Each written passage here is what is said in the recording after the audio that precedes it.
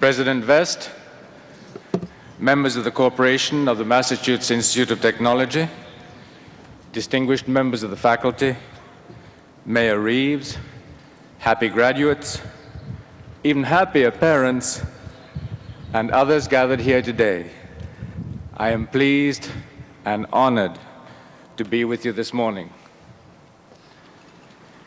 MIT has shown a standard of excellence in education and research that sets a benchmark for universities everywhere. You who've been at the Institute for years may be excused if you take this in stride. But for me, coming here for the first time in several years, the energy of the place is palpable. Actually, my reaction is somewhat personal. When as a young man I began to think about colleges, MIT was my first choice. In the end, I acceded to the advice of my grandfather, who favored Harvard.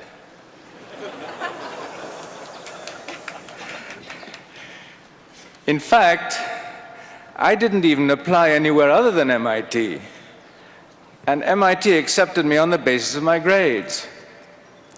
They didn't even ask me to take an examination, which is good, because I could hardly understand written English. When my grandfather told me I shouldn't enroll here, I was devastated.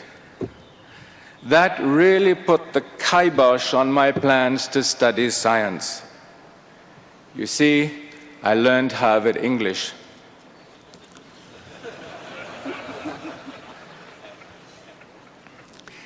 Education has been important to my family for a long time.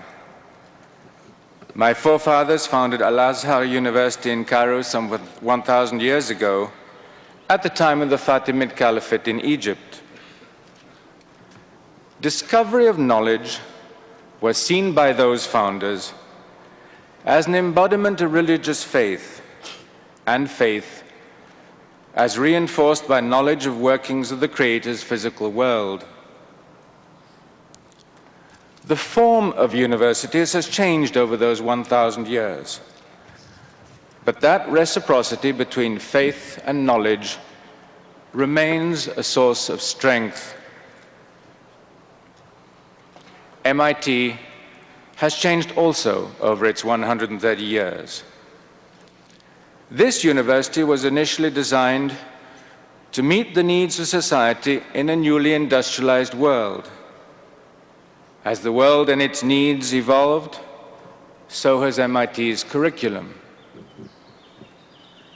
Steadily, the emphasis on social sciences and humanities has expanded, as the Institute has recognized increasingly that the range of technologies that are needed to solve societal problems goes far beyond those of engineering and natural sciences. The increased richness of education results in an increasingly versatile set of graduates.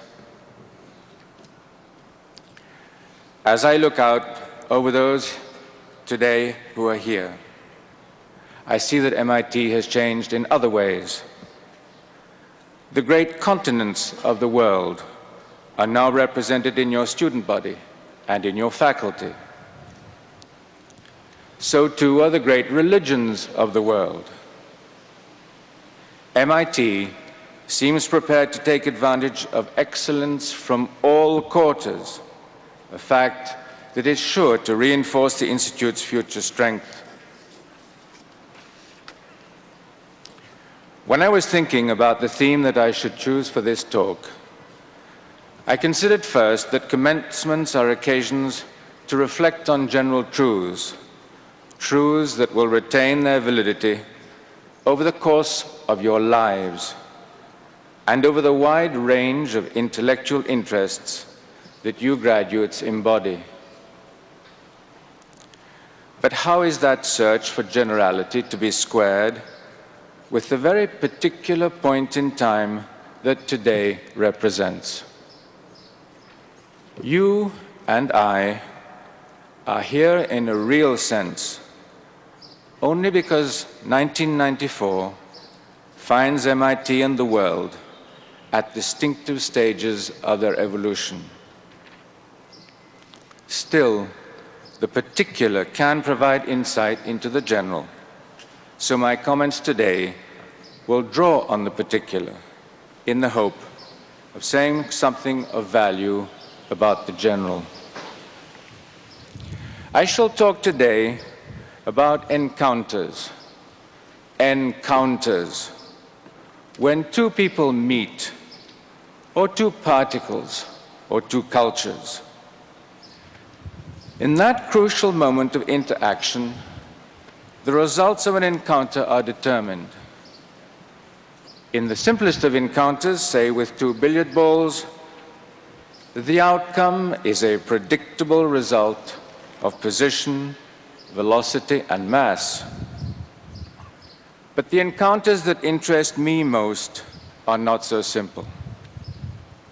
In the encounters of people and cultures, much depends on the path that each has taken to that point. These are not stochastic processes. The subjects have histories. The encounter has complexity and rich dimensionality. The result of an encounter between two people or between two cultures is shaped by the assumptions of each, by their respective goals, and perhaps more directly relevant to a university, by the repertoire of responses that each has learned. Encounters, therefore, have aspects of both the general and the specific. What makes our current time distinctive are the new combinations of people and cultures that are participating in these encounters. Two ongoing social and political changes illustrate the reasons for these new combinations. The first is the collapse of communism in the USSR and Eastern Europe. You graduates may feel that you have been at MIT forever, but it really is remarkable that the overturning of the communist world has occurred since most of you started your studies here. You go out into a world where the rules are different from those that held when you entered. Colonialism is moribund. No longer is it enough to decide whether one is aligned with communism or capitalism in a bipolar world. Now, a full range of complicated choices is opened up to people in the developed and the developing world alike. A massive brake on change has been released. The potential for creative action, creative encounters, is now much enhanced. This change is a work in progress, however. The potential of the moment must be seized, for conditions for change may not always be so propitious. There is the real possibility that the Soviet Union may reconstitute itself if the social upheaval that accompanies political disintegration and economic reform is allowed to become less tolerable than the strictures of a totalitarian state. While these shocks reverberate from the ex-communist bloc, profound changes of a very different character are to be found in the Islamic world. Here, the changes are in both perception and reality, and both of them are works in progress too. The Islamic world is remarkably poorly understood by the West, almost terra incognita. Even now, one sees pervasive images in the West that caricature Muslims as either oil sheikhs or unruly fundamentalists. The Islamic world is, in fact, a rich and changing tapestry, which the West would do well to understand. The economic power of the Islamic world is increasing, not so much because of Middle Eastern oil, but because of the rapid growth of newly industrializing countries like Malaysia and Indonesia. Its population is increasing and already represents nearly 1/4 of the world's total. It is remarkably diverse, ethnically, economically, politically, and in its interpretations of its own faith. The Muslim world can no longer be thought of as a subset of the developing world. Islam is well represented in the United States, Canada, the United Kingdom, and Western Europe, and that presence is growing. The religious diversity of Islam is important and misunderstood by most non-Muslims. This is not the forum to go into the multiple reasons for this misunderstanding. But for many in the West, the first awareness that there were two major branches of Islam, Shia and Sunni, only came with the Iranian Revolution. That represents a superficiality of understanding that would be as though we Muslims only just learned that there were two branches of Christianity, Protestant and Catholic, and had no understanding of the Reformation, the authority of the Church, or the ideas that led to the proliferation of Protestant sects in the 16th and 17th century. Or as though we thought that most Americans were Branch Davidians. In the face of such lack of knowledge, about 1/4 of the world's population, one may reasonably ask what the role of the university is in setting this straight. It seems clear to me that at the most basic level, the university is responsible for helping its students to learn not only the simplifying principles that the various learned disciplines have found useful in understanding our world, but also the rich complexity of history and language and culture that make real-life problems interesting and difficult. MIT now teaches both of these lessons well and vigorously, but it seems not always to have done so. Indeed, I am told that at the opening of MIT in 1865, one local newspaper reported with a note of triumph that the creation of MIT, quote, sealed the fate of that system by which our youth waste the best portion of student life in burrowing into the grammars and dictionaries of races less enlightened than their own, unquote. MIT has clearly come around to thinking that those less enlightened races have something to teach, and that teaching helps the university fulfill its potential. I would argue, however, that the university's potential is met not just in developing the intelligence of its students, but also in bringing them to understand the importance of engaging themselves in solving the problems of the world. The great political and social changes around us are creating opportunities for service that promise to be deeply rewarding to persons with the engaged intelligence to be successful at important but difficult work. Let me take one example to illustrate the challenging encounters to which today's graduates might apply their intelligence. Tajikistan is a mountainous country in Central Asia of 5 million people, more than 90% Muslim.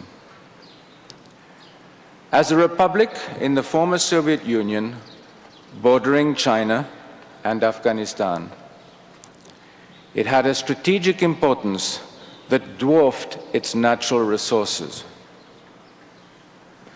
The Soviet Union, therefore, invested heavily in Tajikistan, building roads and power stations, supplementing food supplies and equipment, developing the educational and health systems.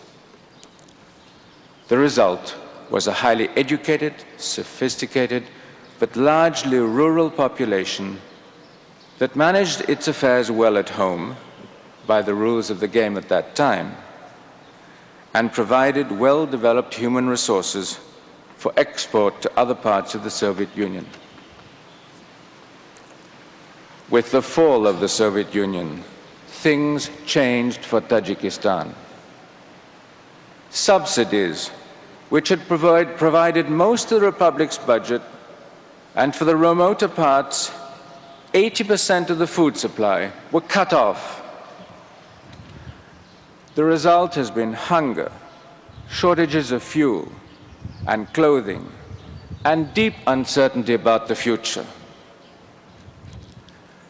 Long suppressed ethnic tensions between indigenous Tajiks, neighboring Uzbeks and Kyrgyz, and immigrant Russians, amongst others, became more evident as groups jostled for political and economic control. Religion emerged from private houses, where it had been practiced covertly for 60 years, to become a manifest force. Tajikistan has become the focus of one of the most interesting encounters of the day. It is here, and in other Central Asian republics, that the three great cultures encounter each other: the communist world, the Muslim world, and the Western world. It is here that those three cultures could forge a success that would contrast starkly with the brutal failure in Bosnia. The result of the encounter in Tajikistan may determine much about the way history unfolds over the coming decades. So it is worth thinking a bit about the stance that each of these cultures might take in preparing for this encounter. That thought might lead one to ask what it would take for this or any encounter to be constructive. I suggest that there are 4 prerequisites for success.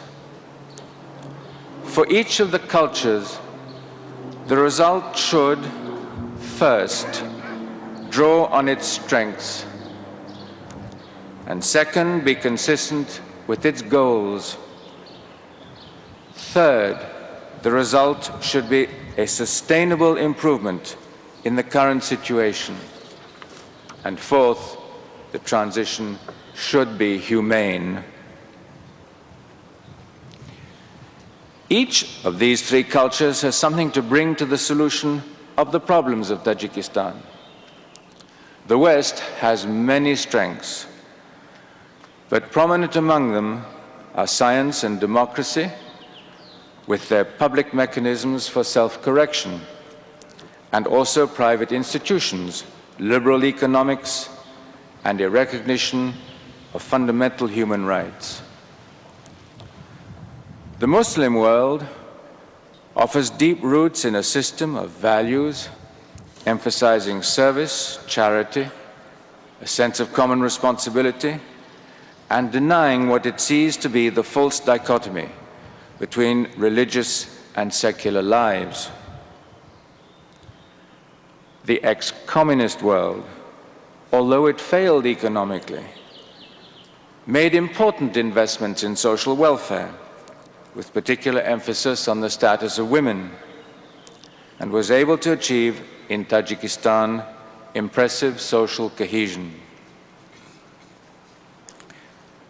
Just how to combine these competences to solve Tajikistan's problems is not clear.